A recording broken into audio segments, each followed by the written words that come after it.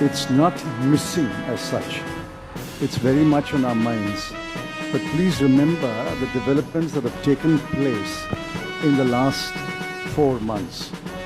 The government has appointed a committee headed by the Finance Secretary to review the NPS and the demand for OPS and to find a way in which the objectives of OPS can be financed by a funded pension scheme. The promises which the Congress party is making.